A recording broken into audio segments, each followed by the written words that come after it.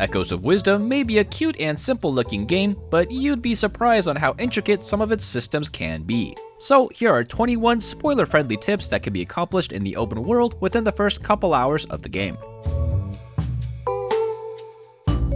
Remember that spinning is faster than walking, moves faster in water, can parry some weaker projectiles, reduces the time that you're on fire, and can outpace some enemies, like the blobs that come out of rifts. Smoothies are the condensed version of Breath of the Wild's cooking, with a familiar combination of health and energy recovery and varying buff effects. A good go-to for regular healing is the milk and salt smoothie, which sounds gross, but fully refills your sword fighter energy and a good amount of hearts. On a similar note, I recommend early in the game going to the Gerudo Desert and doing the minigame with the researcher at the Oasis, which nets you some mangoes, reducing damage taken by 30% when blended into a smoothie. Blending them with floral nectars are a great option, and helps out when you're bombarded by enemy attacks. Ropes can be jumped over when they dash at you. I guess you can call it jump roping. There are a couple extra controls for getting a better view of the world, like pressing in R3, which lets you get a complete top-down view and see directly down. You can also get a better view of what's up ahead by tilting the right stick to scout around. Binding is an extremely useful ability that keeps enemies at arm's length. This will give you the upper hand against agile foes that constantly run or fly away, and can make beating them up much easier. Remember to ZL lock onto it to make it easier to grab.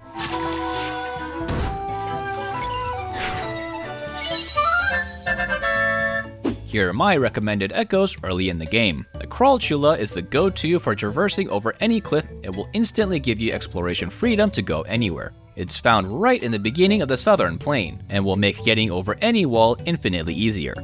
Another one is the Buzz Blob from the Farron region. This echo immediately attacks when summoned and sends out a damaging shockwave when wet, but this is especially useful in underwater sequences. Since they can't survive underwater, this can be used to your advantage by simply spamming them over and over, which attacks and creates a new shockwave every time. Tons of damage with good range. The Flying Tile is great as well. It's on top of a cliff in a cave far northwest of Gerudo Desert. Once you get it, you can use it as a step stool, an attack, destroy multiple boxes, a distraction, and a flying platform that's great for dungeons. A very useful early game pickup. Make sure if you're low on sword fighter energy, you can go near any rift with floating blobs and destroy the echo mobs that arrive. Make sure to use some extra wisdom with this if the environment provides it. Sleeping in bed allows you to heal up some hearts for free without using any potions, but this healing can be quite slow. Instead, jump in and out of bed every healing tick to heal faster for impatient people, like me.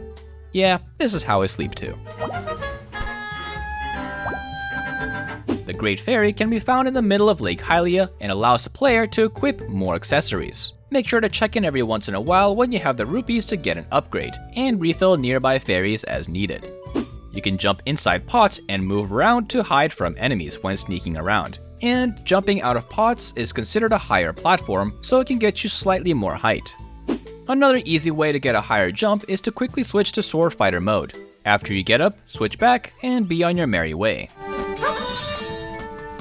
Pea-hat echoes have a special skill. If placed over grass, they will automatically spin and mow the lawn. Use this to clear a bunch of grass in an area, especially if they're filled with sneaky pests. Enemies that like to dive bomb from above can be cheesed out by holding a burning object above your head to use as a little protective umbrella. If you want some random basic tips, use a sign echo and slap a couple down. It'll sometimes tell you useful bits of information, but more often than not, it's just some random gibberish. You can shoot projectiles through most fences in the game. Definitely use this to your advantage when you have the chance. Crows can be learned early in the game by heading to the entrance of the Gerudo Desert. These pesky guys have a special quirk of spilling a bunch of rupees out of an enemy on their first attack, and also picking the rupees up for you if they see one nearby. And any bird or winged beasts, including pea-hats, can be used as a glider or walking off a ledge. Just keep in mind that they don't last forever like this. But don't worry, we can push those flying limits with our good friend, the crow. I found two tricks, one that creates massive amounts of height to glide down, or a distance-based commercial airliner I found called bind kiting.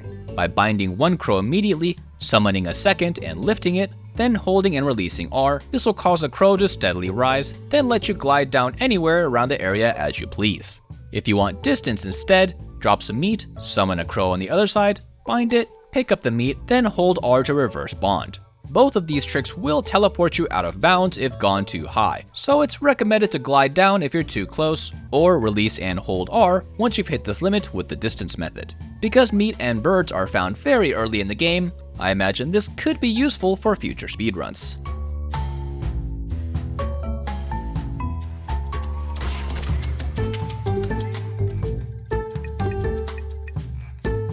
There you have it. Now you should be armed with good starter echoes and more wisdom to tackle the rest of the game. But if you have any cool tips of your own, let us know in the comments below. And of course, make sure to stick around on GameSpot for your Zelda fix.